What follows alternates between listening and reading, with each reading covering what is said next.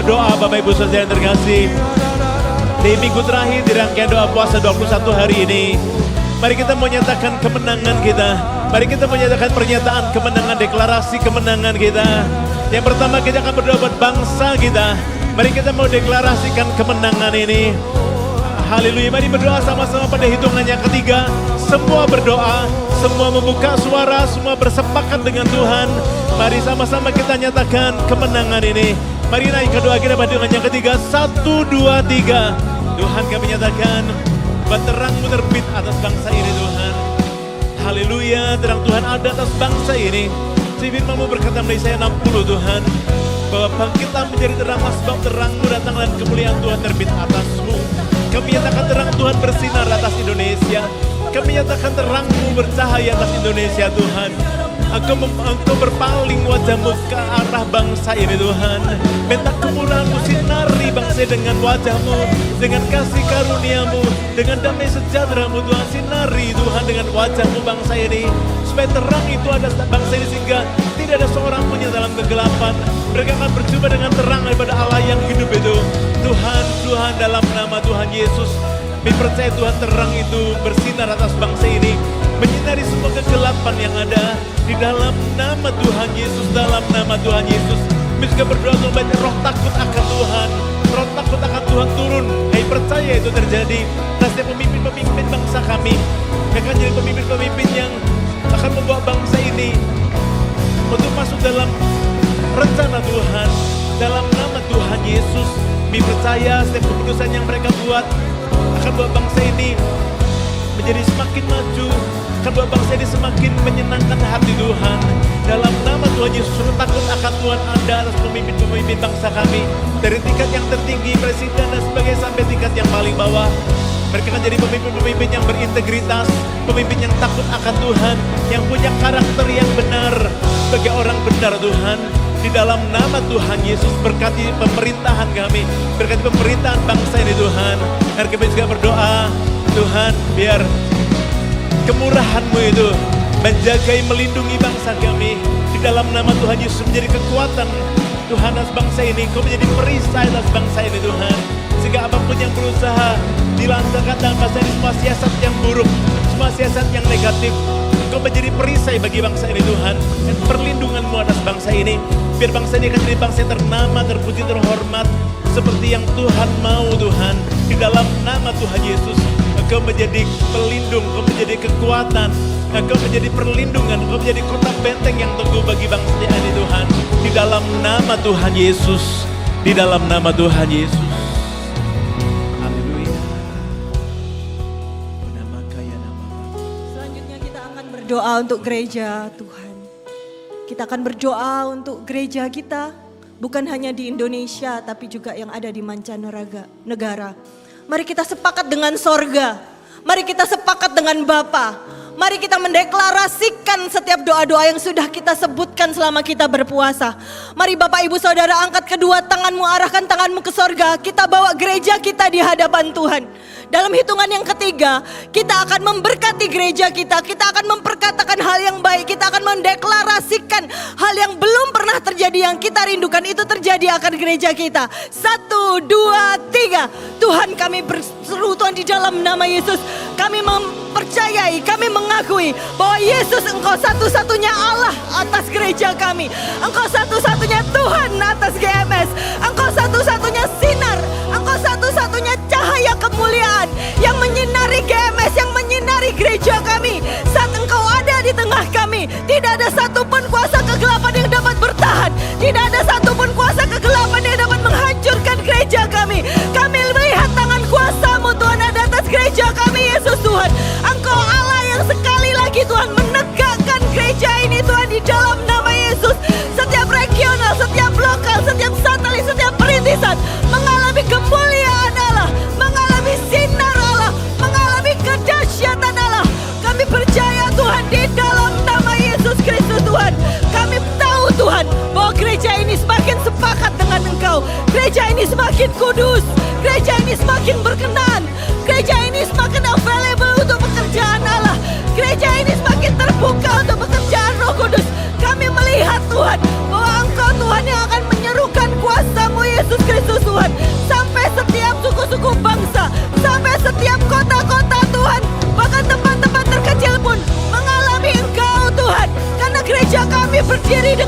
kekudusan. Karena gereja kami berdiri atas nama Yesus. Kami bersyukur akan Engkau. Dan kami percaya Yesus Kristus Tuhan, bahwa setiap ibadah-ibadah yang ada di GMS, di Indonesia maupun di mancanegara, mengalami kemuliaan Tuhan. Revival terjadi, pengurapan terjadi, tanda mujizat terjadi, kebangunan terjadi, jiwa-jiwa baru ditambahkan. Kami melihat baptisan-baptisan selam. Kami melihat setiap orang bukan hanya membawa 1-2 jiwa, tapi memenangkan lebih dari 10 orang. Kami percaya Yesus Kristus Tuhan, gereja ini tidak tinggal diam, tapi gereja ini sungguh-sungguh meletakkan dirinya Tuhan di atas kemuliaan Tuhan, di dalam rencana Tuhan. Dan kami percaya untuk setiap leader-leader, pemimpin-pemimpin, gembala-gembala kami sepakat dengan Tuhan, sepakat dengan Roh Kudus, bahkan leader dan setiap orang yang dipimpin. Kami satu hati untuk Engkau, kami satu hati untuk gereja ini. Kami melihat kemenangan yang terjadi karena kesatuan.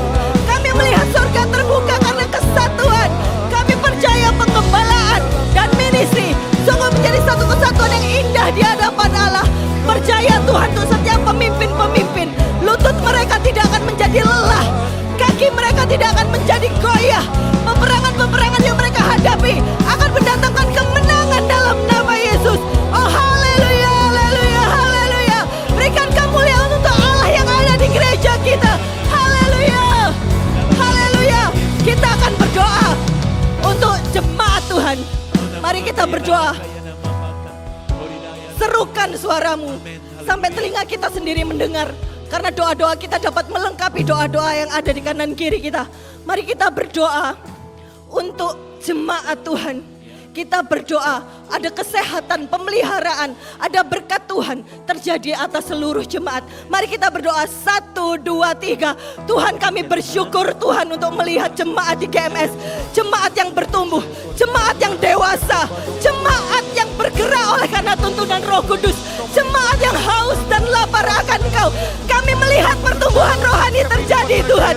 Kami melihat Tuhan kebangunan rohani atas setiap orang Tuhan. Kami melihat setiap orang bergerak Tuhan dari titik satu menuju kemuliaan yang lain Tuhan. Dan kami percaya Yesus Tuhan, bahkan yang terlemah pun akan berkata, aku ini pahlawan. Oh kami bersyukur akan Kau. Dan kami percaya Tuhan, ada penyertaan Allah atas jemaat di tempat ini. Seperti Engkau menyertai bangsa Israel, demikianlah Engkau menyertai Tuhan jemaat ini. Engkau menjaga keluar masuk jemaat ini. Tidak ada yang celaka, tidak ada yang binasa, tidak ada yang keluar dari keselamatan mereka. Dan kami percaya Yesus Kristus Tuhan, jemaat ini bersatu sepakat dengan Engkau. Dan sorga terbuka untuk mereka, sorga terbuka untuk keluarga mereka, sorga terbuka untuk pekerjaan mereka, sorga terbuka untuk hubungan mereka, sorga terbuka Tuhan di dalam nama Yesus Tuhan. Kami percaya, kami serukan namamu.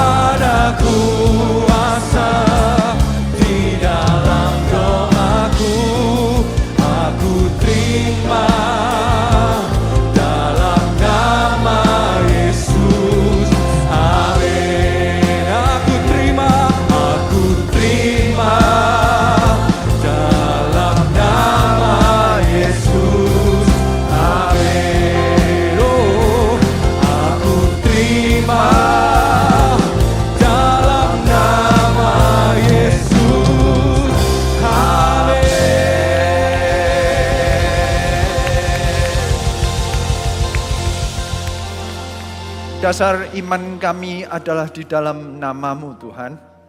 Iman kami bukan diletakkan ke dalam kebaikan kami. Iman kami bukan diletakkan di dalam kepandaian kami. Bukan di dalam kekuatan kami. Bukan di dalam keahlian kami. Tetapi di dalam nama Tuhan Yesus Kristus. Kami menerima semua janji-Mu hanya karena Yesus. Hari ini kami makin mau menguatkan iman kami di dalam Engkau.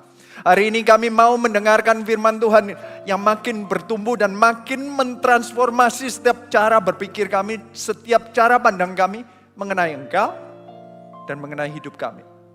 Kami mempercayai firman-Mu, kami mau mengubah dan hanya percaya kepada firman-Mu saja. Ini kami Tuhan. Kami datang beribadah bukan hanya untuk meninggikan nama-Mu, tapi kami siap untuk diubahkan dan kami makin lama makin serupa dengan Kristus. Ini kami Tuhan. Kami berkata saat kami berdoa, Roh Kudus, Engkau yang berbicara. Roh Kudus, Engkau pakai setiap firman ini untuk mengubahkan pikiran kami dan hati kami. Urapi setiap kami Tuhan.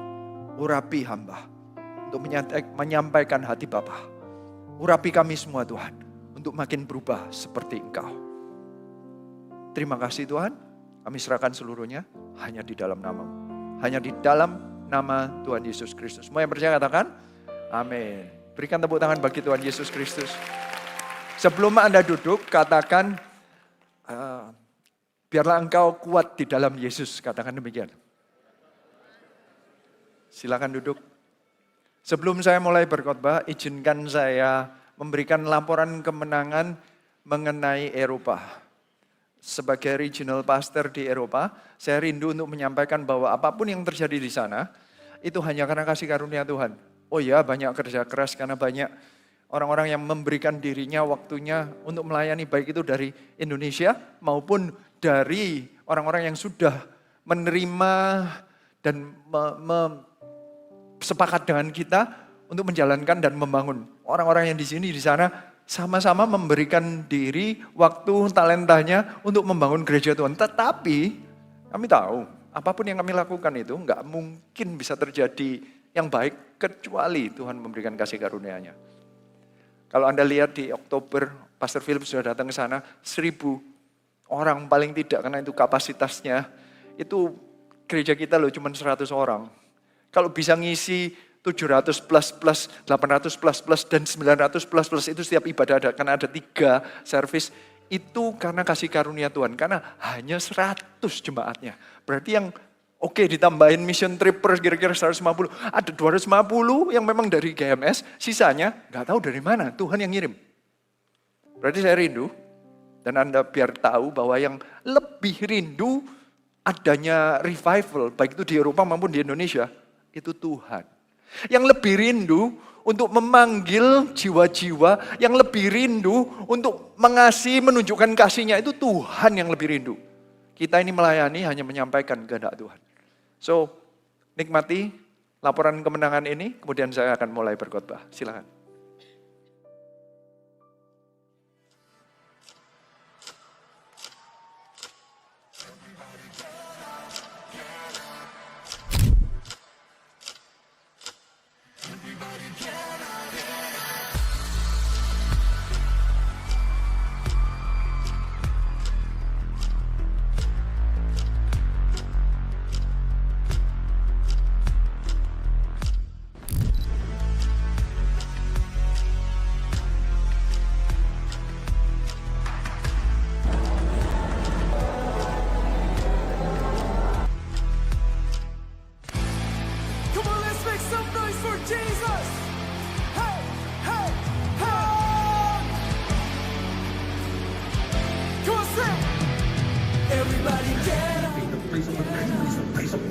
The place of agreement is the place of blessing. The place of agreement is the place of supernatural faith as you come forward.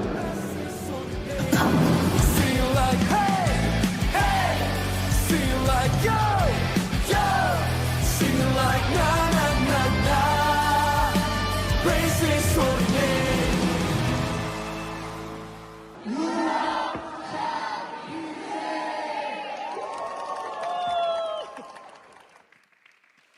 Berikan tepuk tangan bagi Tuhan Yesus Kristus. Doakan di tahun ini sudah ada 3 gereja yang terbentuk, tapi doakan kita menambah 2 lagi gereja di Antwerpen di Belgium dan di Eindhoven di Belanda. Hanya dengan kasih karunia Tuhan saja kita bisa membangun, bukan karena kehebatan manusia.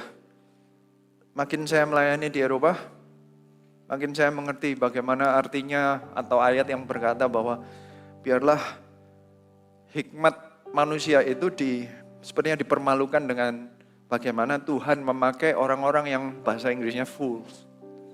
Orang-orang yang mestinya tidak mampu, mestinya tidak bisa, tetapi tetap dipakai Tuhan. Saya makin merasa bahwa makin ke sana, I'm just a fool. Artinya kemampuan saya punya apa, saya bisa apa. Saya sebelumnya nggak pernah jadi regional pastor, kalau pernah berarti saya pernah mengundurkan diri. Ya, belum pernah, saya belum pernah, nggak ada pengalaman. Jadi saya ini, I'm a rookie, orang pertama kali, newbie. Saya ini, I have no experience. Boro-boro di Indonesia, apalagi di Eropa, bahasanya aja nggak bisa. Kalau sampai ada mujizat, kalau sampai ada gereja, mujizat benar-benar. Percayalah Tuhan bisa pakai. Kalau saya, a fool, bisa dipakai di Eropa, Anda bisa dipakai di Indonesia. Paling tidak keuntungan Anda tinggal di sini dan bahasanya, Anda ngerti bahasanya. Makanannya sama. Saya ke sana, beda semua, ya kan? Bahasanya beda, tinggalnya beda, makanannya beda.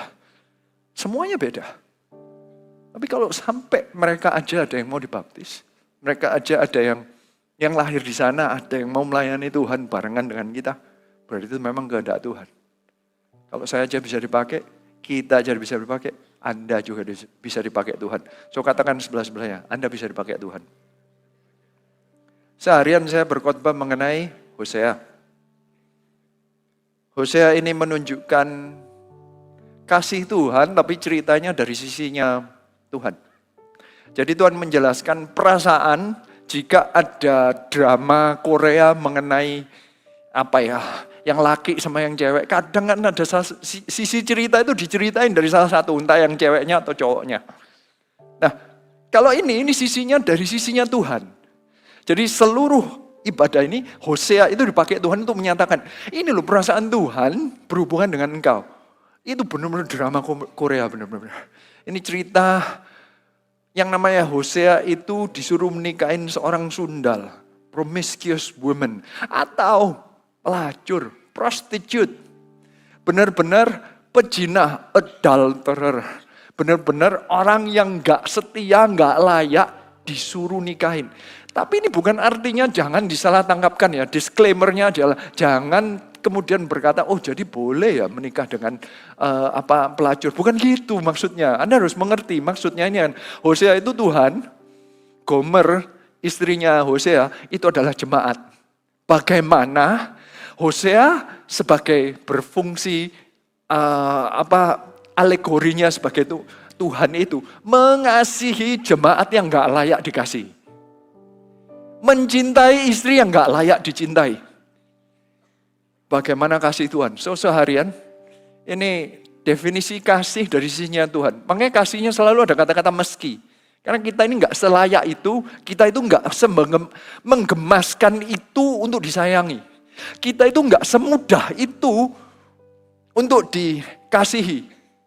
Makanya kadang firman Tuhan berkata, kamu itu mesti seperti anak kecil. Kan Anda tahu gak? Kalau kita melihat seorang bayi, Anda tuh ngelihat pasti senyum. Gak tahu kebanyakan orang ya. Kalau ngelihat bayi itu, bener ya. Kayak gini loh, gak ngelihat bayi itu. Enggak. Biasanya, bayi itu membuat kita senyum. Kayak, oh innocent ya. Oh, gak ada salahnya ya. Dia belum bikin kita, apalagi kalau bayi baru lahir gitu loh ya. Belum sampai membuat Anda gak bisa tidur gitu. Papanya itu secapek apapun, kayak, anakku gitu ya. Mamanya yang mungkin melahirkan dengan segala kesakitan. Begitu ngelihat anaknya itu, anaknya nangis pun, anakku, senyum. Kebanyakan kita kalau masih bayi, lahir baru, Tuhan tuh, gitu. Tapi kalau sudah umur, sudah mulai berontak, suruh apa, ngomong gak mau, emangnya kenapa? Aku harus melakukan apa yang papa mau. Kalau sudah kayak gitu, ya Kira-kira kita ngomong, hei, gitu. Enggak ya. Anda mesti ngerti bahwa kita itu sudah seperti remaja-remaja yang sudah mulai berontak sama Tuhan. Diomongin 10 perintah Allah, buat apa ngikutin? Diomongin, ayo datang ke gereja. Loh emangnya haruskah? Ayo percaya Tuhan. Emangnya cuma Tuhan saja yang boleh menyelamatkan. Saya itu ditanyain sama orang-orang Eropa. Itu sepertinya, emangnya haruskah? Hanya satu-satunya jalan Tuhan. Picik sekali Tuhan itu. Ya kalau Tuhan satu, terus emangnya dia mau bikin jalan lewat-lewat yang lain. Ya pakai jalannya Tuhan lah. Siapa yang sombong? Kita yang gak mau nerima jalannya Tuhan. Kita yang seperti anak yang sudah tidak lagi seperti bayi yang tidak innocent lagi. Tapi bayangin, gak mudah disayangin, Tuhan tetap sayang. Hosea itu berkata, kasih meski tidak setia. Kalau sudah dewasa, mulai ngerti artinya tidak setia. Gak ada yang bayi tiba-tiba baru lahir terus ngomong, aku gak mau sama mamaku. Gak bisa kan, gak bisa ngomong kan. Jalan aja gak bisa, benar ya? Tapi begitu bisa jalan, lari gak? Nah, kalau memang tidak setia bisa lari. Makanya kasih itu adalah, meskipun Anda bisa lari, Anda milih untuk ikut Tuhan. Itu baru namanya setia. Kalau memang Anda gak bisa lari, Anda masih bayi, pingin lari gak bisa, gak bisa jalan. Mau minta baju apa, gak bisa berontak, mamanya yang ngasih, Anda gak bisa pakai baju sendiri. Makanya kadang Tuhan ini jadi anak kecil deh. Karena Tuhan itu ingat dulu loh, waktu kamu masih kecil, kamu lo gak berontak. Tak kasih pakaian apa aja, ya mau. Tak kasih makanan apa aja, ya suka. Gak bisa dikasihin bubur bayi gitu, mau saya minta wagyu gitu, gak bisa. Anda gak ngomel, tapi sekarang kalau sudah dewasa, dikasihin berkat apapun mulai ngomel. Tuhan, kenapa rumahku kok cuman segini? Kenapa mobilku kok seperti ini? Kenapa kok aku naik sepeda motor? Kenapa kok aku masih ngontrak? Anda sudah mulai nawar.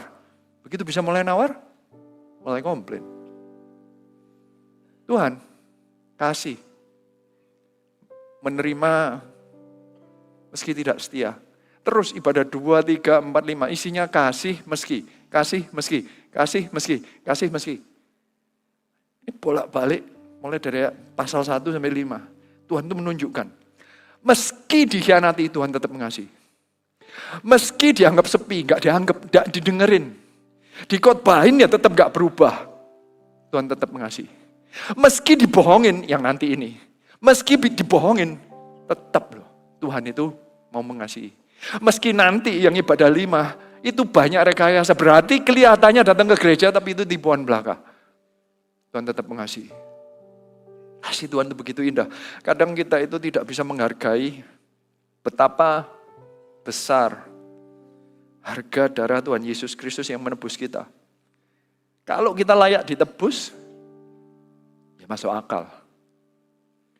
Misalnya begini nih, Anda itu ngelihat mobil butut, mobil yang mungkin tahun 80-an, yang mungkin masih secara efisiensi bensin 1.4 ya kan? Karena mesin zaman itu mungkin nggak seefisien itu. Mungkin jendelanya itu human power ya kan? Ya, maksudnya bukan power window ya kan, human power ya. Maksudnya Anda teriak sama istri Anda, tutup jendelanya, ternyata tertutup ya, ada powernya tapi manusia. Ya, mungkin power steeringnya ya Anda harus punya kekuatan dahulu baru bisa belokin. Ya, remnya bukan ABS atau anti braking, lock braking gitu, bukan.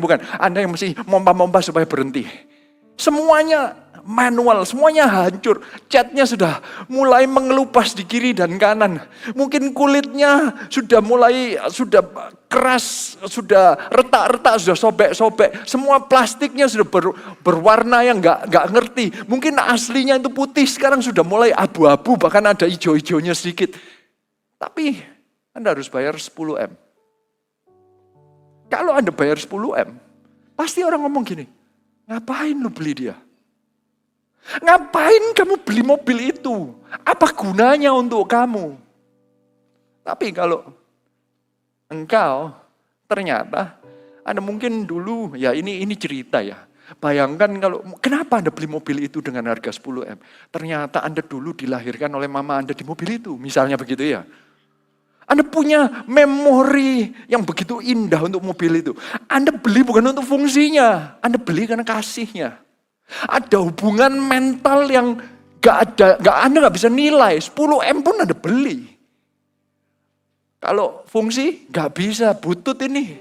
Ngabisin duit malah. Ini comfort, gak ada, semua sudah retak. Keindahan, nothing. Gak ada artistiknya, ini mobil tahun 80-an. Sudah gak style, sekarang gak in. Mending kalau klasik tahun 40 sekaligus, ya kan? Enggak, ini gak ada artinya. Jadi kalau orang lain menilainya, 0. Bahkan disuruh bayar pun gak mau. Anda harus mengerti. Seluruh kitab Hosea, itu Gomer itu gak layak dibeli. Tapi sama Tuhan dibeli. Kita ini dibeli dengan harga darah Tuhan Yesus Kristus yang mahal. Padahal kita ini seperti mobil butut. Kita ini sudah kadaluarsa, gak ada fungsi. Apa gunanya? Emangnya kalau Anda perpuluhan membuat Tuhan tambah kaya? Emangnya kalau ada pelayanan membuat gereja Tuhan itu lebih hebat? Kalau gak ada Roh Kudus, emangnya pelayanan Anda ada artinya? Emangnya kalau Anda memberikan semuanya, keringat Anda itu membuat Tuhan lebih wangi? Enggak. Tapi kenapa kok Tuhan sayang? Kasih. Kenapa kok Tuhan beli? Kasih. Tuhan gak butuh kita. Tuhan Allah Bapa, Allah Putra, Allah Roh Kudus dari dahulu, sejak awalnya, kata Alkitab di Yohanes berkata, the word is God, the word was with God. Dari dahulu Tuhan Yesus sudah bersama dengan Allah Bapa. Dari dahulu Bapa itu sudah mengasihi anaknya. Belum melakukan apapun Tuhan Yesus begitu muncul dari baptisan. Belum apa-apa. Keluar dari sungai Yordan sudah inilah anakku yang kukasihi. Sudah melakukan kekudusan apa? Nothing. Belum melakukan, no pelayanan, tidak ada. Oleh Allah Bapa, anak sudah dikasihin. Allah anak sudah dikasihin. Sudah ada kasih, ditambahin dengan kita. Apakah tambah kasihnya? Enggak. Kita lebih seperti mobil butut kok. Kita ngerepotin, isinya cuman komplain, minta-minta sama Tuhan. Penuh problem hidupnya. Emangnya kalau ditambah dengan kita, tambah untungkah Tuhan? Enggak. Kenapa kok tetap ditebus? Karena Tuhan mengasihi. Bukan karena butuh doa kita. Bukan karena butuh nyanyian kita. Tuhan kalau mau nyanyian, dia tinggal memerintahkan malaikat, nyanyinya sudah lebih indah. Kecuali suara saya mungkin. Ya, yang tahu cuma 1-2 orang. Ya. Kalau Anda sudah dengar suara saya, Anda mengerti maksudnya apa. Ya. Tuhan itu gak butuh pujian kita. Tuhan gak butuh duit karena dunia dan segala isinya. Emangnya di surga butuh duit? Enggak juga kan? So kalau Anda memberikan perpuluhan itu gara-gara untuk memperkaya Tuhan? Enggak juga. Itu supaya hati Anda lepas dari uang. Ini untuk Anda, bukan untuk Tuhan. Jadi sebenarnya kenapa kok Tuhan bangun gereja? Kenapa kok Tuhan mati di atas kayu salib? Karena kasih. Meskipun kita itu enggak layak dikasih. Seharian saya berbicara mengenai betapa besar kasih Tuhan. Betapa besar kasih karunia-Nya. Kita itu bukan hanya menerima mercy. Dalam bahasa Inggris mungkin lebih spesifik kata-katanya. Mercy itu belas kasihan, kasih karunia atau grace. Itu beda. Mercy itu adalah kita mestinya dihukum tapi enggak terima hukuman. Itu mercy, menerima pengampunan. Grace, kita mendapatkan berkat padahal kita enggak layak mendapatkan berkat. Kita menerima kedua-duanya. We receive mercy, we receive grace. Kita yang seharusnya dihukum, tidak dihukum. Tapi Tuhan tidak berhenti. Kasihnya Tuhan itu enggak berhenti di mercy. Kasihnya Tuhan itu selesainya dikasih karunia. Kita menerima berkat yang selayaknya kita enggak terima. Semua berkat yang mestinya diberikan kepada Tuhan Yesus Kristus. Itu diberikan kepada kita saat kita percaya kepada Tuhan. Siapa yang percaya katakan amin. Tapi apakah kita layak? Enggak. Hosea menjelaskan tidak, sama sekali tidak.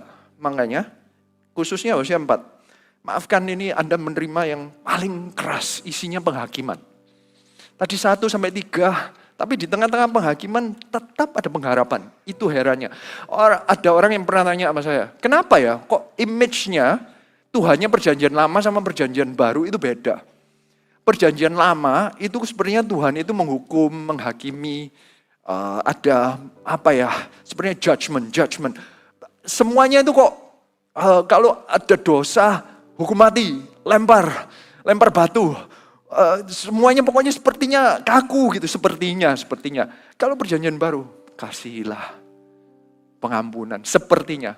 Tapi kalau dibaca dengan teliti, di tengah-tengah penghakiman, selalu ada tetapi, kan sebenarnya gitu. Ada meskinya. Di tengah-tengah seharusnya kita layaknya dihukum. Meskipun demikian, tetap menerima kasih karunia, tetap menerima mercy. Saya ajak Anda baca Hosea 4. Karena ini cukup panjang sampai ayat 19, belum tentu kita baca semuanya, tapi per section. So ini 1 sampai 3 dahulu.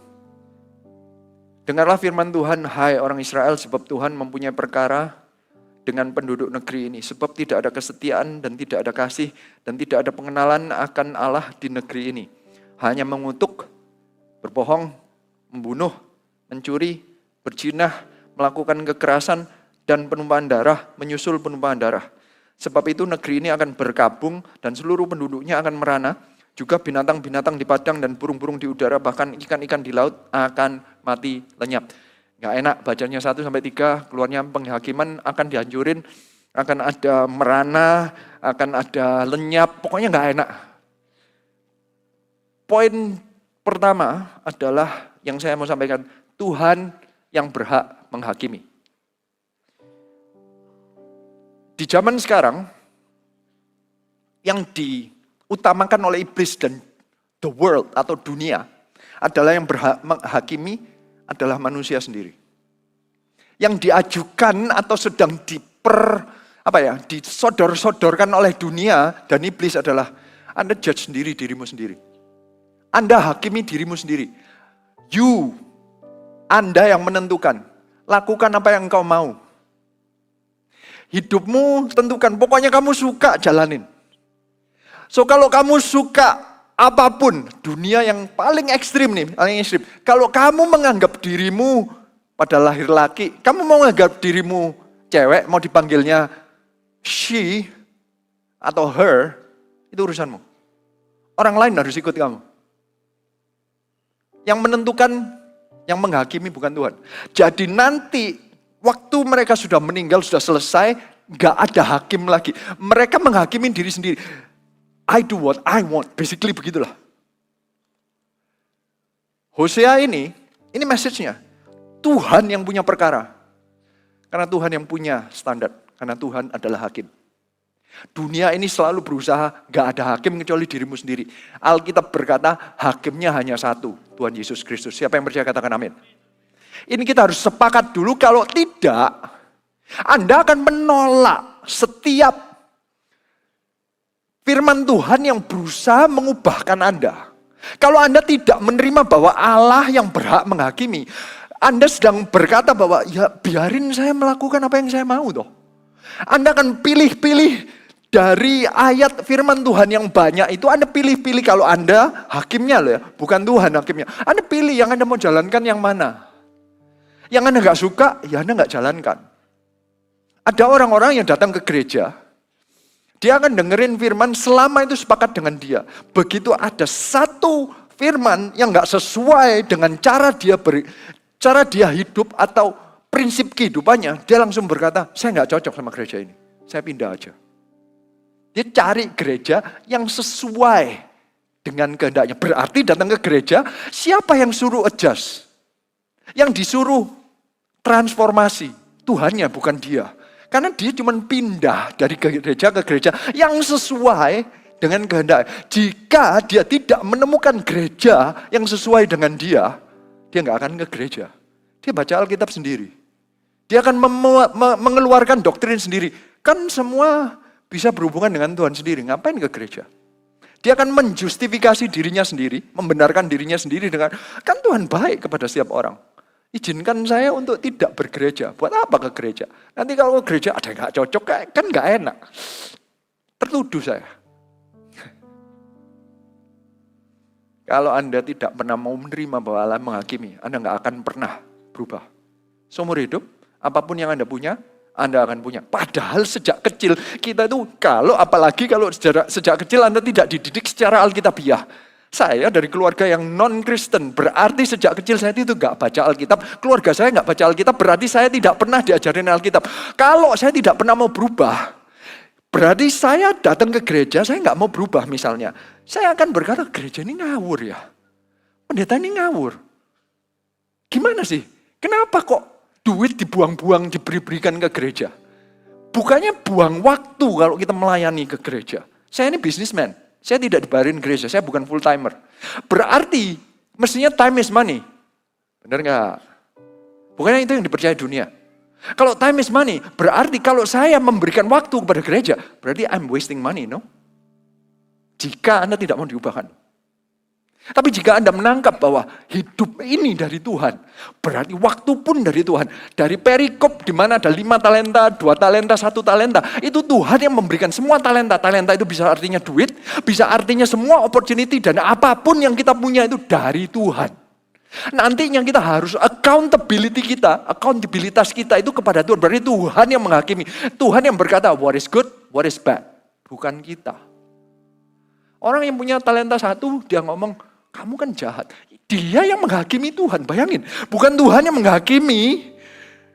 Kami ini kan mestinya yang benar yang 5 sama 2 yang berkata, Tuhan aku ini loh kasih 5. Dapat 5, kasih 5. Nih hasilku. Berarti memberikan diri, membuka hati untuk dihakimi oleh Tuhan. Bahwa apapun yang dia lakukan baik atau benar. Atau salah. Dia membuka diri. Mereka yang 5 dan 2 itu membiarkan Tuhan menghakimi. Yang 1, dia yang hakimin Tuhan. Belum apa-apa, belum melakukan apa-apa. Belum di akhir hidupnya dia berkata, aku gak mau melakukan karena Tuhan itu jahat. Dia sudah menghakimin Tuhan dulu. Berarti hakimnya siapa? Dia sendiri. Gak berubah kan? Yang 1, gak menghasilkan apa-apa. Karena dia tidak membiarkan Tuhan menghakimi dia. Anda mau berubah, Anda mau bertumbuh, biarkan Tuhan yang menghakimi Anda. Jangan Anda hakimin diri Anda sendiri. Itu caranya dunia, itu caranya iblis. Tahu, temptation pertama di Taman Eden. Buah pengetahuan baik dan jahat. Apa artinya? Anda tentuin sendiri apa yang baik dan apa yang jahat. You decide. Bahkan kata-kata yang kau seperti Tuhan, kau bisa menentukan yang baik dan jahat. Berarti temptation-nya adalah, I want to be the one. Aku yang mau menghakimi hidupku ini baik apa jahat. Aku gak mau Tuhan yang menghakimi hidupku. I want to be free. Pemberontakan kan? Itulah dosa. Dosa itu apa? Melanggar peraturan? Bukan. Cuman berontak. Gak sayang sama Tuhan. Gak percaya sama Tuhan. Tidak membiarkan Tuhan yang menghakimi. So, sumber dosa itu apa? Engkau gak menerima Tuhan yang menjadi hakim. Engkau menghakimi dirimu sendiri. Apakah kita gak sering apakah gak mungkin kita ini sering melakukan hal itu maksud saya. Termasuk orang Kristen. Kadang ada ayat-ayat tertentu kalau kita gak suka. Kita berontak sama Tuhan. Ngapain? Terus terang saya dulu lakukan sendiri. Saya 9 tahun sebagai orang Kristen. Saya baca yang 30, 60, 100 kali lipat. Yang kepala bukan ekor. Kau kalau memberi akan menerima. Yang lainnya saya gak. Teguran. Boro-boro Hosea. Hosea ini saya lewatin sambil ngantuk-ngantuk. Karena isinya susah, mana sih berkatnya isinya? Mati, lenyap, merana. Gak mau saya bergabung. Ngapain? Saya gak mau bergabung. Gak cocok sama my worldview. Saya yang mau menghakimi. Kalau saya ngikut Tuhan, Tuhan harus berkati saya. Itu my worldview. Jadi Tuhan yang harus ngikutin saya. Saya pilih-pilih ayat-ayat yang saya suka. Saya jadiin ayat kursi saya. Anda ngerti maksudnya? Tak hafalin, tak doain terus. Ayat emas saya doain terus. Tapi yang Hosea, gak mau saya dekat-dekat. Saya tolak. Jadi Alkitab itu sepertinya saya sobek-sobek. Yang saya gak suka, mungkin gak disobek lah. Saya coret-coret. Coretnya bukan untuk di-highlight. Tak hitemin. Aku gak mau baca. Gak mau baca. Aku gak mau lakukan. Not for me. For him. Yang lain-lainnya. Mungkin catatannya ada. Saya dalam kurungin. Ini untuk orang itu. Ikan dia. Gak pernah untuk kita. Apalagi yang teguran. Tapi yang berkat for me. Kalau kita tidak membiarkan Tuhan yang menghakimi, kita nggak akan berubah. Kalau kita mau dimuridkan, kuncinya adalah kita harus bisa meletakkan Tuhan yang menghakimi. Artinya apa? Apapun yang di benak kita yang baik dan benar, itu yang menentukan Tuhan, bukan kita sendiri. Perasaan kita tidak yang berkuasa. Zaman sekarang banyak perasaan kita. Sampai sekarang pun banyak orang Kristen yang pakai perasaan. Ngomongnya begini, saya datang ke gereja, saya tidak merasakan hadirat Tuhan. What? Anda bisa menentukan hadirat Tuhan hanya karena perasaan Anda. Dan Anda menentukan Anda mau menetap di gereja ini gara-gara perasaan Anda. Berarti hakimnya siapa? Perasaan Anda. Bahaya enggak? Itu istilah saya sih, ngeroh. Bahaya enggak Anda datang ke CG? Saya enggak merasakan hadirat Tuhan di tempat ini. Berarti Anda menghakimi semua yang ada di situ, enggak ada yang percaya Tuhan atau enggak ada yang ditunjuk Tuhan. Ngerti gak sih kayak CG itu tidak membawa berkat. Whatever lah. Anda menuduh. Mending kalau menuduh. Anda cuma menghakimi diri sendiri. Belum sampai menuduh sih. Tapi bagi Anda sendiri. Karena perasaan Anda. Orang pengertian Anda. Pemuritan. Saya ini bukan apa ya. Pemuritan itu datang dan bisa mempercayai orang lain. Melalui orang lain. Tuhan yang menghakimi melalui orang lain. Apakah orang lain itu sempurna? Enggak. Saya tahu karena saya pemimpin, saya pun nggak sempurna. Tapi Tuhan tetap pakai saya untuk kadang berbicara kepada orang lain. Anda harus berubah loh. Susah nggak? Susah. Kalau orang itu nggak mau berubah, nggak mau membiarkan Tuhan menghakimi. Apalagi kita yang nggak sempurna. Nggak mungkin orang itu berubah. Mau tinggal di gereja berapa tahun pun nggak akan bertumbuh. Saya melakukannya sekali lagi. Saya nggak pernah mendengarkan pemimpin siapapun, saya nggak pernah bisa menerima kritik siapapun. Diomongin apa aja, paling nggak saya anggap. Seperti Alkitab yang saya coret, saya hitemin. Ngapain? Bukan untuk saya. Not for me. Ayat 1-3 berkata, Tuhan itu punya perkara sama kita. Izinkan Tuhan itu mengadili kita.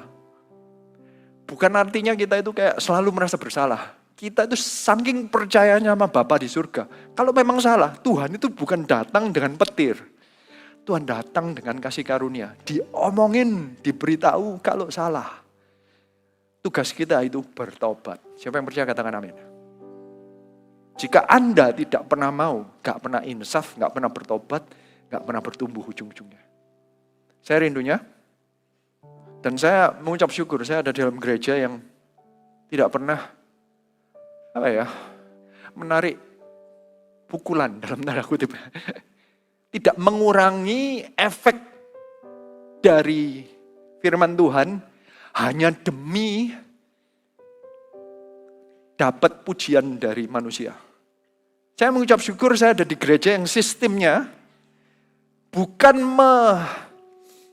mengencourage atau membiarkan pemimpin-pemimpin itu menjadi orang-orang yang menyenangkan manusia. Tetapi sistem gereja kita itu membuat setiap pemimpin-pemimpinnya itu harus menyenangkan Tuhan. Makanya visinya adalah membangun gereja. Membangun gereja itu gak populer loh. Saya dulu pernah, jadi saya ngomong ini, semua tuduhan bisa kembali ke saya dahulu. Jadi sebelum saya menuduh Anda, saya tahu saya sudah pernah melewatinya. Saya pernah ngikut Surabaya for Jesus. Maksudnya, ya, pernah ya. Itu tahun berapa ya? Sudah lupa sampai. Kira-kira tahun 70-an. Enggak ya, itu belum lahir. Ya, berapa? 2010 ya. 2010 itu saya ngikut jadi panitia. Dan Pastor Philip menjelaskan Surabaya for Jesus itu tujuannya adalah untuk membangkitkan, pokoknya arahnya adalah agar membangun gereja Tuhan. Semua topiknya itu adalah membangun pelayanan Eagle Kids yang terbaik, membangun berapi-api untuk jiwa-jiwa anak muda, membangun family yang melayani Tuhan.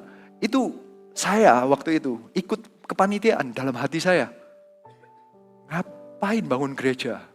Saya butuh bangun bisnis saya. Saya langsung nanya gini, angkat tangan seperti anak kecil gitu ya. Saya nggak ngerti. Pastor Philip, tolong tanya. Yang untuk bisnismen mana? Kok nggak ada yang bagaimana menjadi pemimpin yang berhasil? Itu kok nggak ada ya? Kok nggak ada bagaimana menjadi pengusaha yang nanti diberkati Tuhan? Kok nggak ada ya? Kok semuanya untuk bangun gereja? Jadi bagi saya loh ya, waktu itu saya aja, padahal panitia ya, saya aja gak pengen ikut.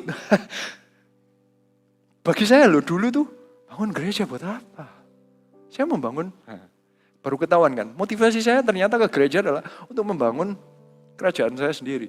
Jadi gereja saya pakai, Tuhan saya pakai untuk membangun kekayaan saya sendiri. Jadi kalau topiknya nggak ada untuk saya, berarti sangat selfish ya. Gak populer. Saya mengucap syukur. Pastor Philip dengan ketawa, bukan menuduh, bukan menghakimi, dengan ketawa. Gitu ya, tetap aja. Saya ngomongnya, nanti bisnismen nggak mau datang. Enggak apa-apa. Ya, dengan sabar. Saya diberitahu, ternyata memang sampai over. Seingat saya itu sampai kalau ke WC aja tuh ngantri-ngantri karena WC-nya kurang. Itu begitu buka dalam waktu 2 minggu itu penuh. Saya ini berkata, judulnya gak menarik, isinya gak menarik, cuma bangun gereja Tuhan. Kok penuh ya? Saya itu mikir ya akhirnya saya ngerti sih, itu kan 2010 ya. Kira-kira tahun 2012 saya baru ngerti. So masih butuh 2 tahun bagi saya. Saya mengambil keputusan, ya saya juga akan bangun gereja. Saya mengucap syukur, para pemimpin kita, kalau mau enak, mau mudah bagi pemimpin. Dengan mudah saya pilih khotbah, God bless you. Yang mudah itu, pokoknya kamu melakukan A, B, C, D, berhasil. Kamu melakukan A, B, C, D, kau bertumbuh. Pokoknya tujuannya untuk Anda, biar kuping ini enak gitu loh, enak didengar, manis. Bisa. Saya mengucap syukur gereja kita, pemimpinnya dididik, senangin Tuhan, bukan kuping manusia. Senangin hati Tuhan, bukan kuping manusia, bukan hati manusia. Saya mengucap syukur, konsisten gereja ini. Pastor Philip konsisten. Sehingga akhirnya saya mulai menangkap, Tuhan yang menghakimi. Tuhan yang berkuasa. Bukan mau saya, tapi maunya Tuhan. Maunya Tuhan apa? Jadikan semua bangsa murid Yesus. Dan itu yang dilakukan oleh gereja ini. So bantu saya berkhotbah, katakan ke sebelah-sebelah Anda. Mengucap syukur ya kita di sini. Karena ini sesuai dengan Hosea, bahwa gereja ini membiarkan Tuhan yang menghakimi, bukan kemauan manusia. Poin kedua, jangan menghakimi orang lain, lihat diri sendiri dahulu. Saya morales sudah katakan ini, saya ngapain menghakimi Anda dulu kalau saya nggak pernah lewatin, saya nggak berani berkata. Tapi ayat ini sebelum sampai ke Anda, saya ini berkata dan lihat, ya ampun saya dulu ya kayak gitu ya. Puji Tuhan saya sadar. Puji Tuhan saya mau berubah. Puji Tuhan saya membiarkan Tuhan yang menghakimi saya dan saya bertobat. Ayat 4. Hanya janganlah ada orang yang mengadu dan janganlah ada orang yang menegur. Sebab terhadap engkaulah pengaduanku. Itu hai imam. Engkau akan tergelincir jatuh pada siang hari. Juga Nabi akan tergelincir jatuh bersama-sama dengan engkau pada malam hari. Aku akan membinasakan ibumu. Ini konteksnya adalah, kamu jangan komplain dulu, jangan negor orang lain dulu. Ini tujuan Tuhan adalah hati kita. Jadi ayat firman Tuhan hari ini, sebelum Anda sampaikan ke orang lain, seperti saya sendiri, waktu saya sebulan saya butuh. Harus saya sampaikan enggak? Tapi saya harus temukan dulu Tuhan negor apa ke saya dulu sebelum saya berani nyampaikan ke Anda. Jika ini tidak pernah saya ditegur, buat apa saya ngomong? Saya nanti cuma menuduh, berarti saya sedang menghakimi Anda. Padahal yang menjadi hakim adalah Tuhan. Sebelum Anda menghakimi orang lain, hakimi diri Anda sendiri dulu. Di hadapan firman Tuhan. Saya mengucap syukur dasar kita selalu mencari jiwa. Dasarnya adalah penuh kasih. Artinya begini, kita bukan memposisikan diri kita yang terbaik. Bukan memposisikan diri saya sudah pandai ataupun sudah kudus. Tapi memposisikan diri belas kasihan Tuhan. God loves you, ayo ikut Tuhan. Itu dasar kita mencari jiwa-jiwa. Itu dasar kita ada CG Fund. Dasar kita nanti kalau ada KKR dimanapun. Dasar kita percuma kalau saya ini datang ke Eropa misalnya. Kita ngadain KKR, ada revival service di Oktober. Jika kita datangnya dengan menghakimi, bagi mereka sudah cukup. Sudah ratusan tahun mereka merasa dihakimi oleh gereja demi gereja. Mereka itu selalu ngecapnya gini, susah ya jadi orang Kristen. Ini orang ateis ngaku kepada saya. Saya berjumpa 3 tahun sama orang yang sama, gak pernah mau ke gereja. Akhirnya ketahuan di barusan mission trip terakhir, saya ini ngomong-ngomong sama dia. Kayak basically kenapa ya kamu itu gak mau. Di tengah-tengah pembicaraan yang gak langsung menuduh itu, saya ingin tahu aja. Tiba-tiba dia berkata, susah ya jadi orang Kristen itu. Peraturannya banyak. Dia merasa dihakimi. Kalau masuk ke gereja jadi beban. Kalau tujuan kita itu selalu menghakimi, Anda akan merasa masuk saya harus tambah peraturan. Saya harus A, B, C, D. Susah. Ngapain jadi orang Kristen? Karena mereka merasa diri baik, saudara. Mereka itu orangnya yang, bagi mereka, ke gereja itu bukan harus, ke gereja itu pilihan. Style sebenarnya. Jadi dia ngomongnya, you do you, gitulah basically. Kamu mau hidupmu penuh dengan peraturan gereja, ya urusanmu. Me, aku bukan church type. Ngomongnya begitu. Church itu dipakai type. Kalau aku gak suka church, I don't want to go to church. Ini orang yang penuh dengan menghakimi diri sendiri. Kita, kalau ngomong sama mereka, kamu gak ikut gereja, gak ikut Tuhan, masuk neraka kamu. Ini salah satu, itu kan penghakiman ya. Salah satu yang pertanyaan pertama, ini mission trip saya pertama, saya ketemu ateis pertama yang menanya. Kalau di Indonesia ateisnya gak pernah nanya sama pendetanya, jarang. Kalau di Eropa malah ditantang. Ya ini puji syukur saya itu ke Eropa, jadi saya ngerti hatinya ateis. Saya ngomong sama dia, orang yang tidak percaya Tuhan ini, kamu kalau ada pertanyaan apapun silakan. Saya nggak tahu, ternyata dia nyiapin satu buku tebel gini isinya pertanyaan, ratusan pertanyaan. Saya nantang ya. Pertanyaan pertama, kenapa pendeta itu selalu menuduh kami yang nggak percaya Tuhan? Kapan menuduh? Nah, kamu kan bilang saya bakalan masuk neraka. Kapan saya ngomong kamu masuk neraka? Kan kamu bilang, hanya yang percaya Tuhan yang masuk surga. Yang gak percaya masuk neraka. Ya benar sih. Iya kan? Kan saya ngomong, ya benar. Ya kenapa kamu nuduh saya? Loh, maksudnya nuduh? Ya kan saya gak percaya Tuhan. Nah ketahuan, iya kan? Saya gak percaya Tuhan, berarti saya masuk neraka. Ya puji Tuhan, kamu ngerti, saya pikir ya. Tapi kalau saya ngomong, lah makanya percaya Tuhan. Saya ngomong gitu berarti saya ikut menuduh ya. Saya mengucap syukur, saya gak ngomong gitu. Saya belajar. Waktu itu juga dikasihin sama Roh. Diam, jangan nuduh. Karena otomatis sebenarnya saya mau, makanya percaya Tuhan. Waktu itu saya menuduh. Puji Tuhan saya itu ditahan sama Roh Kudus. Saya ngomongnya begini, sebentar.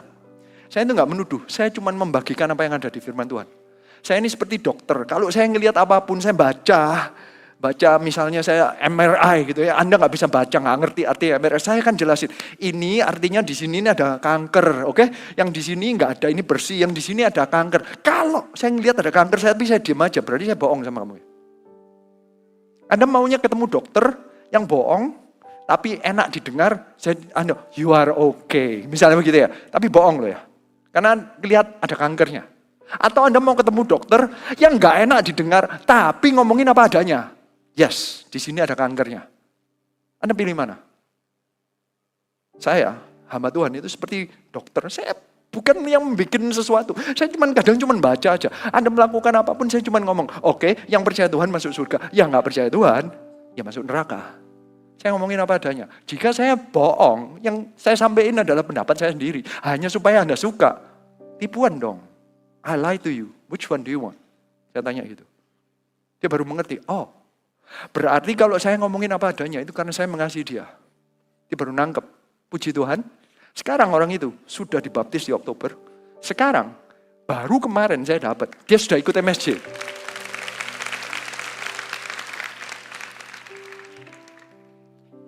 Saya mengucap syukur kalau kita tidak menuduh orang lain tapi menunjukkan kasih. Kita sendiri yang melalui prosesnya.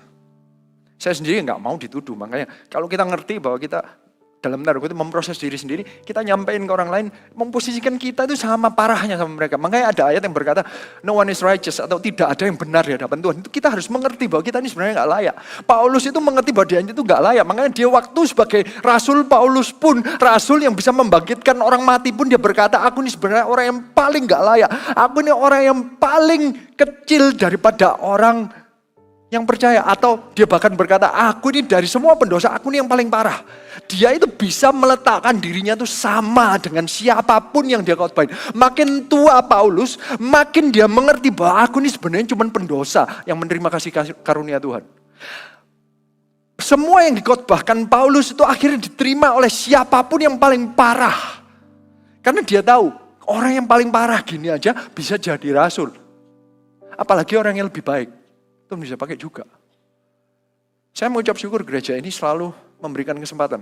Sewara apapun. Seseorang yang bisa menuduh. Ngapain datang ke acara konferensi yang isinya cuma bangun gereja. Saya komplain, saya nggak diem-diem komplain dalam hati. Saya tanya, berarti terbuka, saya dikasih kesempatan itu. Gereja ini selalu memberikan kesempatan. Mengucap syukurlah. Para pemimpin Anda bukanlah orang yang sempurna, tapi orang yang diberikan kesempatan. Berarti Anda juga punya kesempatan. So katakan sebenarnya, Tuhan selalu memberi kesempatan. Jadi jangan komplain kalau Anda bilang, model kayak begitu kok jadi sponsor. Iya memang cuma dikasih kesempatan ya. Jadi kalau Anda bilang, model kayak gitu kok jadi CGL. Ya memang Tuhan lagi ngasih kesempatan. Model kayak gitu kok jadi coach. Ya memang Tuhan lagi kasih kesempatan. Ini apologetics buat siapa pemimpin di tempat ini. Saya nggak ngomong bahwa dosa dibiarin. Tetap kita saling mengecek diri sendiri. Jangan nuduh orang dahulu. Poin ketiga, tanpa pengetahuan akan Tuhan kita binasa. Ini salah satu ayat yang sangat terkenal, lebih konteksnya harus jelas. Makanya ini mulai dari ayat 6 saya baca dulu. Umatku binasa karena tidak mengenal Tuhan. Karena engkaulah yang menolak pengenalan itu, maka aku menolak engkau menjadi imamku. Dan karena engkau melupakan pengajaran Allahmu, maka aku juga akan melupakan anak-anakmu. Makin bertambah banyak mereka, makin berdosa mereka kepadaku. Kemuliaan mereka akan kutukar dengan kehinaan. Mereka mendapat rezeki dari dosa umatku dan mengharap umatku itu berbuat salah. Maka seperti nasib rakyat, demikianlah nasib imam. Aku akan menghukum dia karena tindakan-tindakannya dan aku akan membalaskan perbuatan-perbuatannya kepadanya. Mereka akan makan tetapi tidak menjadi kenyang. Mereka akan bersundal tetapi tidak menjadi banyak. Sebab mereka telah meninggalkan Tuhan untuk berpegang pada sundal. Kata-katanya adalah umatku binasa karena tidak mengenal Allah. Kemudian tiba-tiba Tuhan switch dari umat binasa, Tuhan itu menghukumnya adalah imam dahulu. Tuhan itu marahnya sama imamnya dahulu. Jadi Tuhan itu nggak akan langsung marah ke jemaat dulu sebelum marah kepada pemimpin gereja. Kalau Anda merasa bahwa saya pingin jadi pemimpin, Anda harus tahu. Para pemimpin itu dihukum Tuhan dahulu jika kita tidak melakukannya dan tidak mengajarkan yang baik. Yang dihukum duluan bukan umatnya dahulu, tapi imamnya dahulu. Imam-imam yang diancam semua, kamu makan gak akan kenyang. Berarti lapar terus, bahaya itu. Makan gak bisa kenyang itu paling parah, gak ada rasa puas sama sekali. Karena sebenarnya kita makan supaya kenyang kan. Tapi sepertinya Anda sedang mengejar sesuatu yang Anda gak pernah bisa dapat. Jadi Anda mau melakukan apapun Anda gak pernah menerima rewardnya. Sepertinya begitu. Itu ancaman yang paling parah. Anda kerja sekeras apapun, Anda gak akan. Ini sebenarnya adalah hukuman bagi setiap penyembahan berhala. Jika Anda menyembah uang, Anda kalau punya uang, nanti Anda selalu pingin punya uang lebih banyak. Berapapun itu. Kalau ini kan contoh ya. Kalau Anda pingin punya 1M, setelah punya 1M, Anda pinginnya punya 5M. Setelah punya 5M, Anda pinginnya punya 15M. Setelah 15M, punya 100M. Pokoknya naik terus. Kalau Anda sudah punya 1 triliun, Anda pinginnya 6 triliun. Setelah punya 6 triliun, Anda pinginnya seperti Elon Musk yang 100 triliun. Anda ngerti maksudnya? Selalu ada yang lebih besar, selalu ingin sepertinya makan apapun gak pernah kenyang. Kalaupun Anda punya, Anda mungkin gak pingin lebih, tapi bisa aja kebalikannya. Anda takut kehilangan. Anda pikir hidup Anda akan enak kalau Anda punya certain amount of money, anggap 10M. Tapi setelah punya, Anda merasa kalau kurang dari 10M, hidup Anda akan hancur. Berarti hidup Anda hanya mempertahankan 10M. Dengan apa yang bayarannya apa? Bisa waktu untuk keluarga. Anda bisa tiba-tiba dari anak Anda manggil papa jadi om. Tiba-tiba Anda dari nggak kolesterol menjadi kolesterol karena Anda cuma duduk doang. Karena Anda takut kehilangan, Anda nggak pernah olahraga, nggak pernah ngapain. Pokoknya kerja. Hidup untuk kerja untuk makan. Kebalik ya. Hidup untuk kerja untuk dapat duit. Pokoknya untuk duit. Kalau sudah dapat duit, jaga duitmu. Kalau nggak hilang. Jadi emangnya kalau punya duit enak.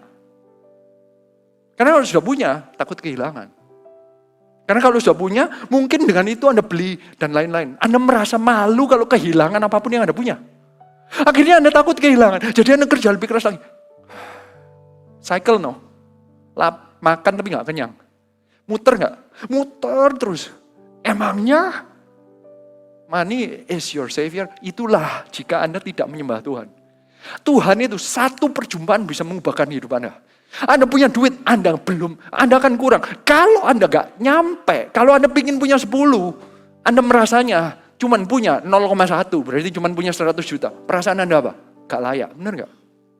Perasaan Anda apa? Miskin. Perasaan Anda apa? Bodoh. Perasaan Anda apa? Percuma. Berarti kalau Anda menyembah uang, Anda pernah enak gak? Gak pernah. Lapar terus.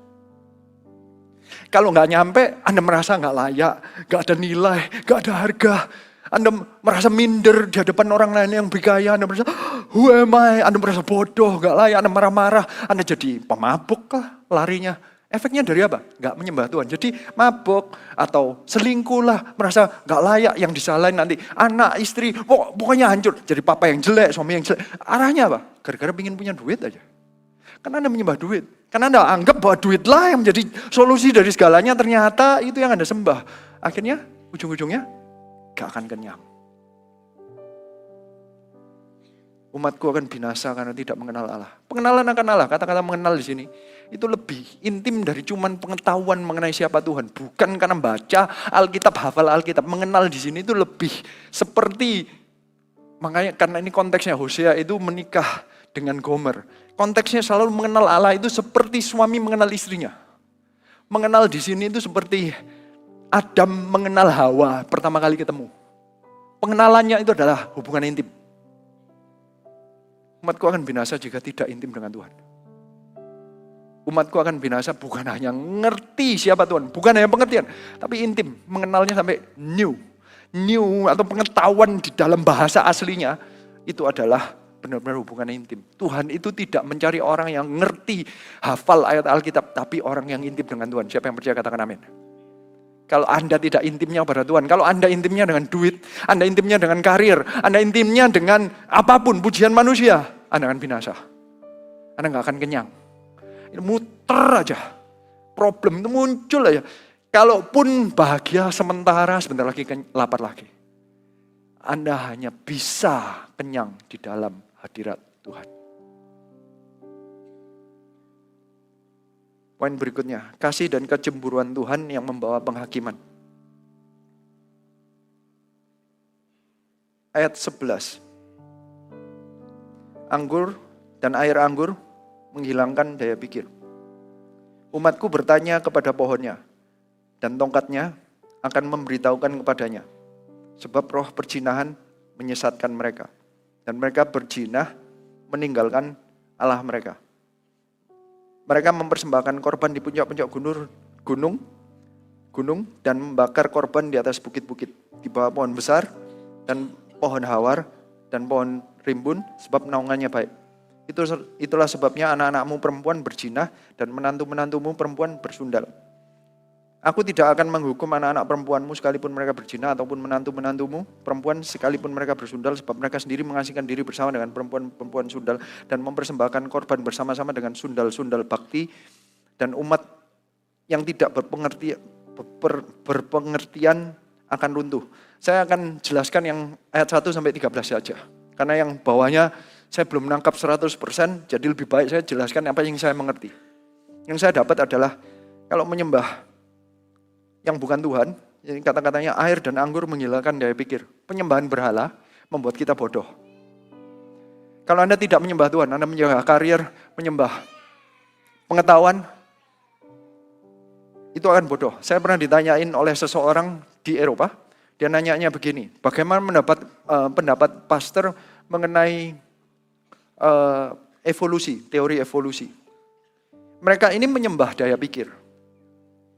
Yang menyembah daya pikir itu berkata bahwa manusia itu sumbernya dari evolusi. Berarti dari one cell organism, tumbuh, jadi multi cell, kemudian jadi nggak tahu apa, whatever, amuba, terus nanti naik jadi apa, sampai fish, nanti naik jadi kodok, saya nggak tahu, naik apa, pokoknya apapun sampai akhirnya dari simpanse, or monyet, or Neanderthal jadi manusia. Padahal ini yang Artinya kalau Anda menyembah berhala, tiba-tiba kayak daya pikir ini kurang. Saya tanyain sebentar. Kamu bilang bahwa dari satu sel sampai sana. Rule-nya apa? Rule-nya adalah survival of the fittest. Jadi yang makin kuat, itu yang akan menang. Berarti Anda yang masih hidup ini semua yang kuat. Berarti butterfly itu kuat ya? Sebentar ya, benar enggak ya? Coba Anda bayangin, butterfly menurut Anda kuat enggak? Masih ada. Wah, enggak masuk. Berarti kalau ada dinosaurus, berarti dinosaurus itu paling lemah dong. Dia habis duluan. Rule-nya benar enggak? Daya pikir dikacaukan. Ini semua tipuan iblis. Ini rule yang enggak masuk akal. Tuhan itu kebalik. Tuhan itu selalu membela yang lemah. Dasarnya kasih, bukan menghancurkan yang lemah. Kebalik enggak? Yang satunya kejam, kenapa? Lemah, gue bunuh aja. Dunia berkata demikian. Kalau Tuhan berkata, yang lemah aku akan bela. Kebalik enggak? Kalau ada teori itu, berarti sebenarnya cuma antikris yang mau menghancurkan kasihnya Tuhan. Benar enggak? Anda pikir sebenarnya. Jadi teori evolusi benar enggak? Coba saya tanya, sumbernya satu sel itu dari mana coba? Kok bisa ada sel itu? Evolusi dari mana? Jawabannya dari goo, nothing. Tiba-tiba jadi satu sel yang hidup. Berarti dari non-life menjadi life. Siapa yang menghidupkan? Saya tanya. Nothing? Evolusi? What? Nothing kan? Nothing. Berarti teorimu? Ya nothing. It's a nothing. That's what I think about theory evolution. It's a nothing. Kamu mengerti dan mempercayai nothing menimbulkan life. Berarti teorimu? Nothing. Nanti kalau sudah mati, kamu akan ketemu? Nothing. Welcome, silakan. At least I worship God. You can worship your nothing. Kalau Anda tidak menyembah Tuhan, tiba-tiba daya pikirmu kelihatannya pintar tapi bodoh ternyata. Tahu pertanyaan apa? Umatku bertanya pada pohonnya dan tongkatnya akan memberitahukan kepadanya. Jadi dia nanya kepada tulang-tulang dan tulangnya akan memberitahukan. Dasarnya teori evolusi dari apa? Lihat tulang. Lihat tulang ambil kesimpulan. Oh, hidup itu dari tulang. What? Jadi engkau mengharap jawaban hidupmu dari fosil. Saya mengharap jawaban hidupku dari Allahku yang hidup. Siapa yang percaya katakan amin. I don't have an answer dari pohon. I have an answer from a living God. Kalau Anda minta jawaban dari sesuatu yang mati, you have nothing.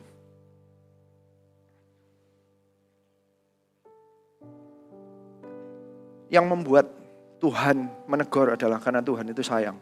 Tuhan melihat, kamu itu kalau nyembah. Kalau Tuhan menegur itu dasarnya dari kasih. Tadi yang saya ngomong, Tuhan malah membela yang lemah. Bukan menghancurkan yang the weakest. Itu dunia berkata demikian. Tapi sekarang kalau Tuhan, siapa yang weak? Dalam kelemahanmu, aku akan menjadi kuat. Tuhan itu membela yang lemah. Tuhan itu penuh dengan cerita-cerita. Ruth yang tertinggal, Tuhan membela dia. Daud yang anak terakhir, Tuhan membela dia. Tuhan itu membela yang lemah. Bukannya saya lebih baik menyembah Allah yang penuh kasih daripada pengetahuan manusia yang kejam. Which one do you want to serve? I want to serve a God that loves. Katakan, saya lebih mau mengasihi, menyembah Tuhan yang mengasihi. Katakan di sebelah-sebelah, Allah itu mengasihimu. Poin terakhir, jangan bersekutu dengan dosa. Ayat 15 berkata, jikalau engkau berzinah, engkau ini berzinah Israel, janganlah Yehuda turut bersalah. Janganlah pergi ke Gilgal, janganlah naik ke Bet Awen, dan janganlah bersumpah demi Tuhan yang hidup. Saya akan berhenti di sana aja. Kata-katanya begini, Israel itu di zamannya Hosea, Israel itu sebentar lagi akan dihancurkan oleh Assyria. Yehuda tidak, masih ada 136 tahun lagi baru dihancurkan. Tuhan itu memperingati, kalau kamu tahu ada yang salah, jangan ikut-ikut. Saya berdoa, suami dan istri selalu mencari, kalau istrimu salah, jangan turutin. Kalau suamimu salah, jangan turutin. Sepakatnya dalam kebenaran Tuhan. Siapa yang percaya katakan amin. Jangan sepakat dengan dosa. Sepakatlah dengan kebenaran. Jangan ikut-ikut kalau orang lain dosa. Lu semua orang dulu boleh mabuk-mabukan. Saya ikut aja, gak apa-apa kan dia lu orang kaya. Jangan ikut yang dosa. Ikutlah dengan kebenaran. Kebenaran dari mana? Ayat firman Tuhan.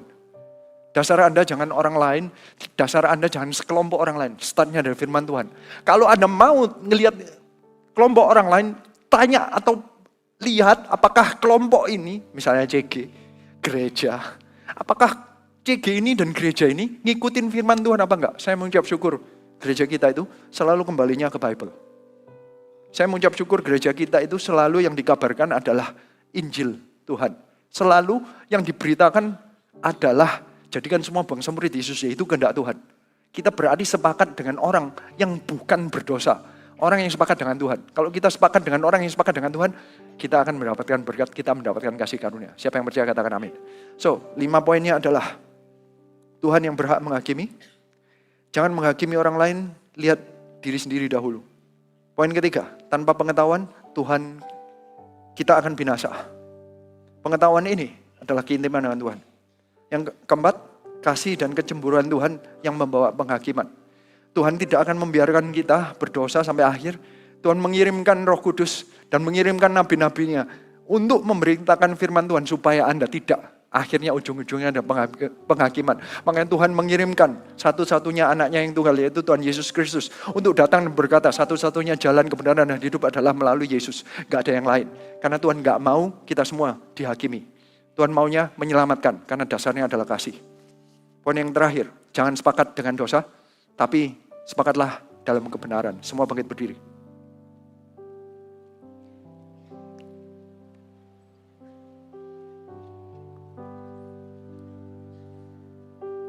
Di Roma 1 ayat 18. Saya akan bacakan hanya singkat aja. Tujuannya untuk menjelaskan bahwa Paulus menangkap tema dari Hosea 4. Kata-katanya demikian, sebab murka Allah nyata dari sorga atas segala kefasikan dan kelaliman manusia, yang menindas kebenaran dengan kelaliman. Karena apa yang dapat mereka ketahui tentang Allah nyata bagi mereka, sebab Allah telah menyatakan kepada mereka. Sebab apa yang tidak nampak daripadanya, yaitu kekuatannya yang kekal dan keilahiannya, dapat nampak kepada pikiran dari karyanya sejak dunia diciptakan, sehingga mereka tidak dapat berdalih. Sebab sekalipun mereka mengenal Allah, mereka tidak memuliakan Dia sebagai Allah atau mengucap syukur kepadanya. Sebaliknya, pikiran mereka menjadi sia-sia dan hati mereka menjadi bodoh, jadi gelap. Mereka berbuat seolah-olah mereka penuh hikmat, tetapi mereka telah menjadi bodoh. Mereka menggantikan kemuliaan Allah yang tidak fana dengan gambaran yang mirip dengan manusia yang fana, burung-burung, binatang-binatang yang berkaki 4 atau binatang-binatang yang menjalar. Tuhan sedang datang dengan penghakiman. Satu-satunya jalan kebenaran dan hidup adalah melalui Tuhan Yesus Kristus. Bukan keagamaan, tetapi hubungan dengan Tuhan. Seperti kita, jemaat Tuhan itu seperti istri kepada Tuhan, suami yang penuh kasih. Tuhan datang dengan penghakiman karena Tuhan mengasihi kita. Tuhan memberikan Tuhan Yesus Kristus agar kita diselamatkan, bukan ujung-ujungnya masuk ke neraka. Tuhan berkata, yang salah tetap salah, biarlah Tuhan yang menjadi hakim. Hari ini, Tuhan mencari orang-orang yang mau percaya hanya kepada Tuhan. Mari kita nyanyikan satu lagu, kemudian kita akan berdoa. Tuhan, aku haus padamu. Jiwaku merindukanmu. Hasrat di relung hatiku. Ku ingin lebih lagi semakin mengenalmu. Ajak aku mengasihimu semakin dalam, sebab kau lebih dahulu mengasihiku. Yesus, Engkau Bapa-Ku. Yesus, aku milik-Mu. Yesus, ku ingin mengenal-Mu semakin dalam. Ajarku mengasihi-Mu. Yesus, Engkau Bapa-Ku. Yesus, aku milik.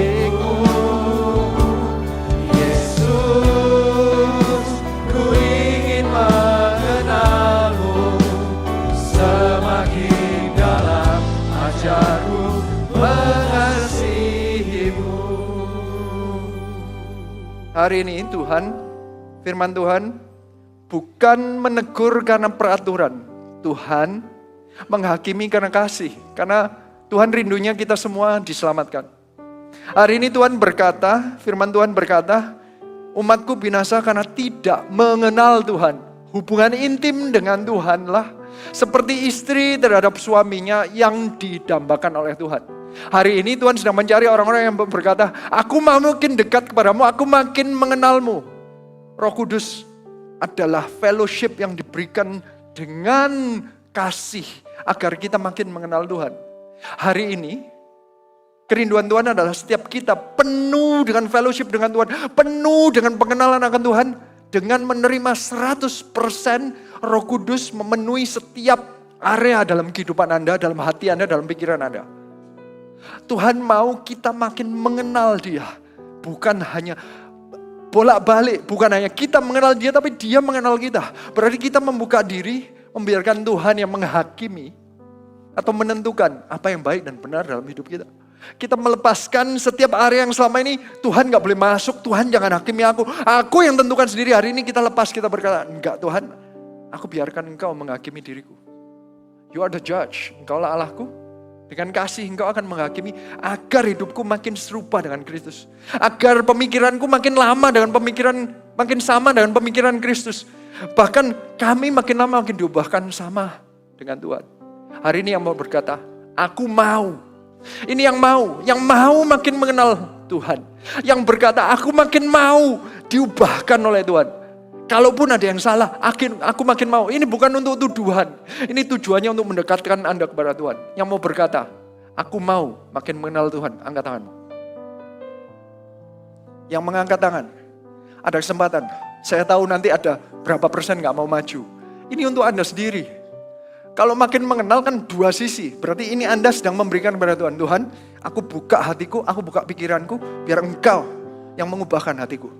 Mengubahkan pikiranku. Yang tadi angkat tangan, maju ke depan. Kita akan sepakat dengan Anda. Biar diubahkan. Apapun yang salah di pikiran Anda gak menentukan sendiri. Anda izinkan Tuhan yang menghakimi, yang mengubah, menginsafkan. Ayo yang tadi angkat tangan, maju ke depan. Kita rindu berdoa bersama dengan Anda. Silakan maju. Kami percaya Allah mengasihimu. Datangnya bukan untuk menghilangkan yang salah, bukan menghilangkan yang lemah. Tuhan akan membela yang lemah. Tuhan akan mengangkat engkau yang lemah. Di dalam kelemahanmu, Tuhan makin kuat. Hari ini saat engkau mengakui, aku memang lemah Tuhan. Tuhan akan makin kuat dalam kehidupanmu. Hari ini Tuhan sedang memberikan undangan. Silakan maju, dikuatkan kehidupanmu. Dibuat engkau bertumbuh hatinya. Semua yang ada di depan angkat tangan, terimalah pengenalan akan Tuhan yang baru. Biar Roh Kudus memenuhi pikiranmu, memenuhi hatimu. Setiap area kehidupanmu dipenuhi oleh Roh Kudus. Diubahkan yang tidak sesuai dengan kehendak Tuhan. Di dalam nama Tuhan Yesus Kristus, pakai kehidupan mereka makin mengenal Tuhan, makin mirip dengan Kristus. Di dalam nama Tuhan Yesus Kristus.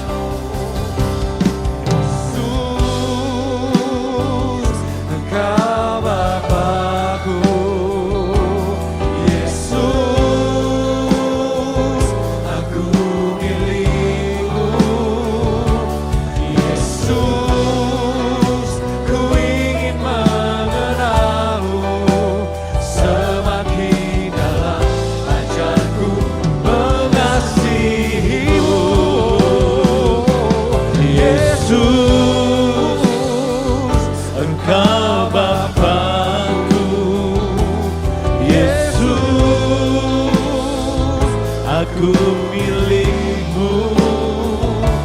Yesus, ku ingin mengenal-Mu semakin dalam. Ajarku mengasihi-Mu. Yesus, Engkau Bapa-Ku. Yesus, aku milik-Mu.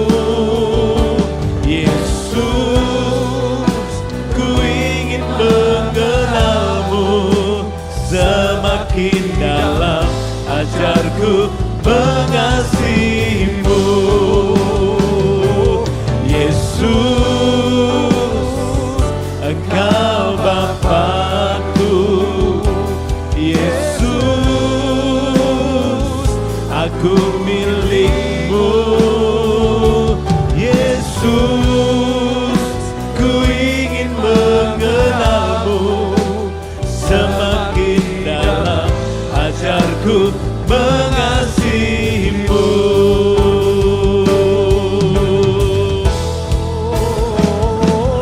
Yesus, Engkau Bapakku. Yesus, aku milikmu. Yesus, ku ingin mengenalmu. Semakin dalam ajarku mengasihimu. Yesus, Engkau Bapakku. Yesus, aku milikmu. Yesus, ku ingin mengenalmu.